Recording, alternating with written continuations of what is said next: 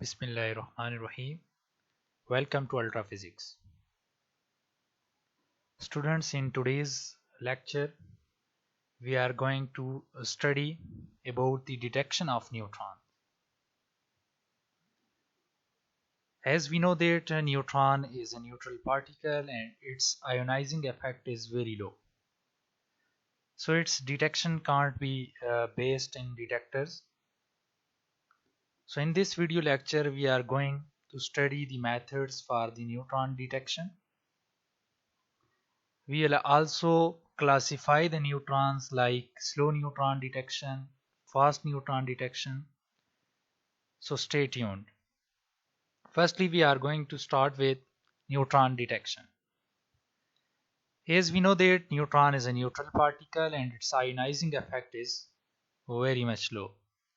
So it can't be detected in detectors based on ionization of gases. So we can't use the method of ionization of gases to detect neutrons because of their low ionizing effect. So what we will do,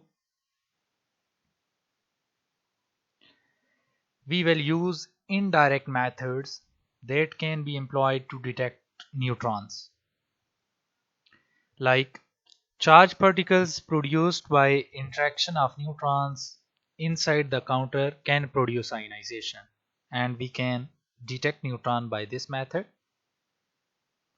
Also, by the recoil nuclei of light elements produced by neutrons, collision can also be used to detect neutrons. So this is a second method for detection, indirect method.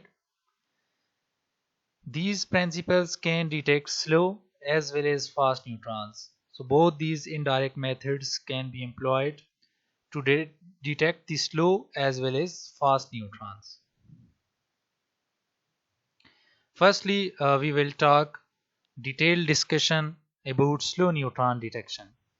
So for slow neutron detection, a detector known as boron detector is used. What happened in this? Neutrons collide with boron nuclei and they produces helium nuclei, means alpha particles, which will produce ionization. We know that alpha particles have highest ionizing power, so we can use this boron detector method to detect the slow neutrons. As a result, neutrons can be detected. You can see in the reaction, when a neutron collides with boron, it gives off lithium plus alpha particles with 2.78 megaelectron volt energy. So in this way, neutrons are detected. Ionization chamber with boron coated electrodes are used, and proportional counter filled with boron trifluoride vapor can be used to detect slow neutrons. The cross section for thermal neutron is 3770 Burns 10 power minus 28 meters square. At lower energy it varies inversely to neutron's velocity. Now other materials can also be used, like in the previous one we used boron for the detection of slow neutrons. So some other materials can also be used, let's see, like lithium, nitrogen and cadmium. In first reaction, detectors contain lithium compounds produces alpha particles. You can see when a neutron reacts with lithium, it gives off alpha particles when neutrons fall on it. In second reaction takes place in counter filled with nitrogen gas. Neutron produces proton and as a result ionization. You can see 1H1 proton and as a result we get ionization and neutrons are detected. In a third reaction, gamma rays produces ionizing effect in a detector containing cadmium 113. So these all three other materials are used to detect slow neutrons as well. Now second method for slow neutron detection is activation method. So neutron can be detected by radioactive capture. When a neutron strikes the silver foil, it captures neutron with emission of gamma ray photon. So in this way neutrons are detected. You can see in the reaction when a neutron strike with a silver foil, it capture neutron with emission of gamma ray photon, we get a gamma ray photon. This silver decay by emitting beta particles and anti-neutrino. Further, this silver decays into cadmium and giving off beta particles and anti-neutrino. By measuring beta activity, foil thickness, exposure time, and decay constants, incident neutrons flux can be calculated. So what we get, these beta activity, foil thickness measurement, exposure time measurement, and decay constant gives us the neutron's flux value. Now for fast neutron detection, we earlier discussed the two indirect methods for slow neutron detections. Now we are going towards fast neutron detection methods, and the method is proton foil detector. Neutrons can be detected by ionization produced by recoil protons. So this method is known as proton foil detector. Recoil protons are produced by elastic scattering of neutrons in hydrogenated materials. For this purpose, the proportional counter is filled with protons or deuterium with inert gases. Some people also used hydrogenated material like paraffin at one end of the chamber. When neutrons strike the paraffin foil, it emits protons, and protons will produce ionization inside the chamber, and fast neutrons can be detected. Third, photographic plate. Neutrons can be detected by photographing recoil proton streaks in a neutron-proton scattering process in hydrogen and water vapor filled cloud chamber.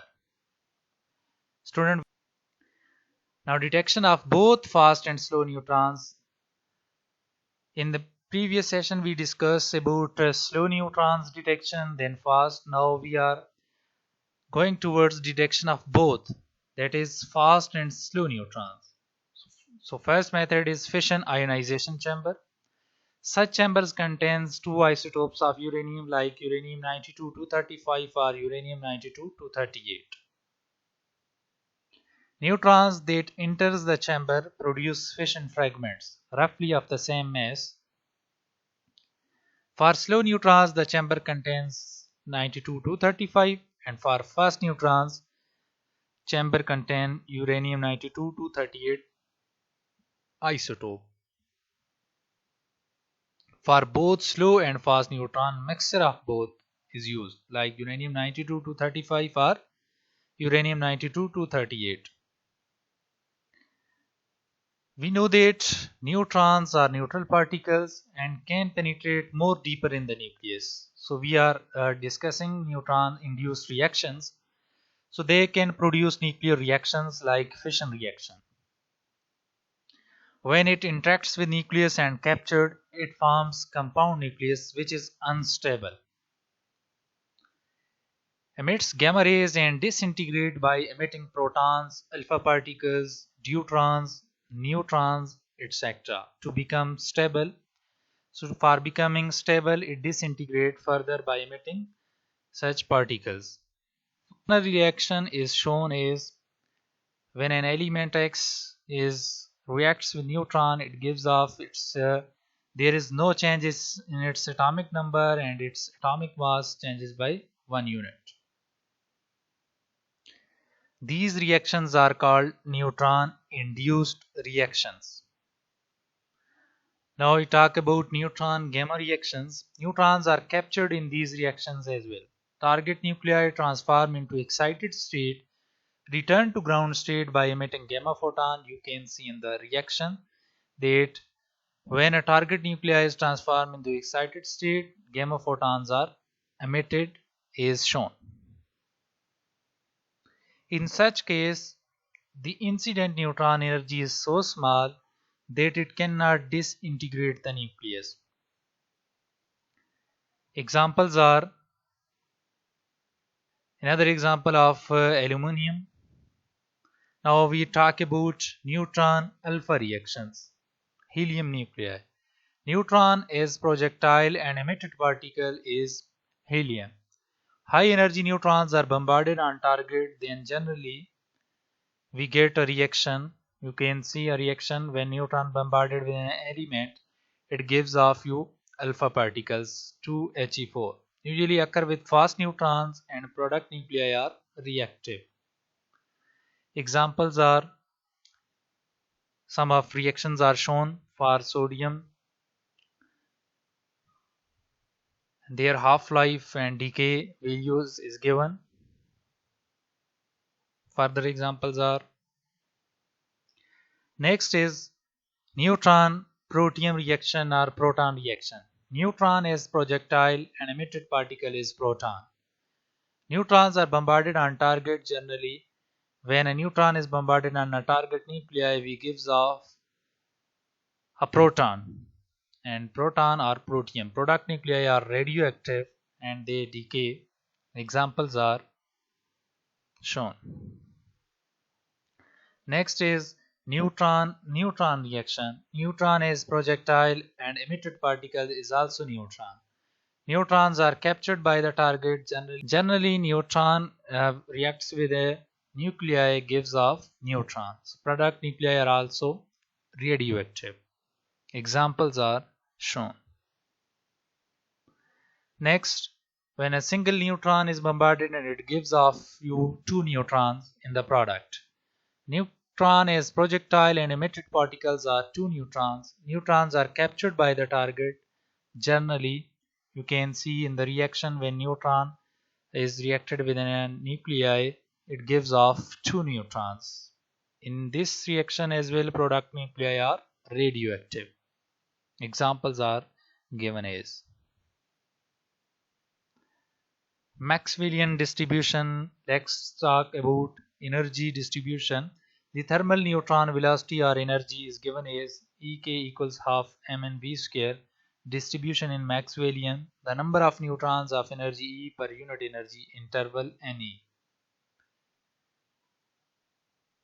and the number of neutrons of velocity V per unit time interval Nv can be expressed in terms of the neutron energy as shown. Or the neutron velocity can be written as, where K is Boltzmann constant, T is the absolute temperature of the medium, and NO is the total number of neutrons per unit volume. That is, now let's see the graphical representation of energy and velocity square. Maxwellian neutron energy and velocity distribution with normalized units. Ne and Nv comparison you can see in the graph for thermal neutrons. By setting the derivative of Ne and V expressions equals to 0, the most palpable energy and velocity respectively can be solved for using the product rule. To find the derivative of dNv over dV, we get, by setting the above expression equals 0, we have a probable velocity relationship which equals square root 2kt divided by m. This result agrees with the graphical plot of Nv. What we seen in previous, that graphical plot of Nv, so it agrees with this graphical plot. Energy of thermal neutron is given as Et equals half mv square, and putting the value of Vp in this equation, square and square root cancel out, and what m and m are also cancelled. 2 cancel with 2, only remains kT. So energy of thermal neutrons Et equals kT, which agrees with the earlier graph. So this probable neutron energy also agrees with the earlier graph which we discussed. Now the average energy and velocity can be found from these relationships by integrating energy average and velocity average. Note that the denominator of both expression above is equal to n naught. The average velocity can be found using variable substituting x equals v square. So taking derivative of this, dx equal to v dv, and taking a equals minus m by 2 kt. The average energy and velocity can be found from this relationship. So what we get, like Maynard's average velocity equals 3 by 2 kt. Student, in the last of the lecture, here are some problems. 4 problems are as shown. I will give their solution as well. You can try yourself. First problem, for a neutron at 20 degrees centigrade, find the most probable velocity and thermal neutron energy. Second is third, fourth, you can see the statements. So let's move towards their solution. So solution of first numerical is in front of you. You can see first numerical solution. Similarly, solution of second numerical, show that neutron of energy E has twice the range of proton of energy E by 2. For third numerical, solution is given. For fourth numerical, solution is as shown. So with this, students, we conclude our today's lecture. If you like this, kindly subscribe my YouTube channel Ultra Physics. Thanks for watching.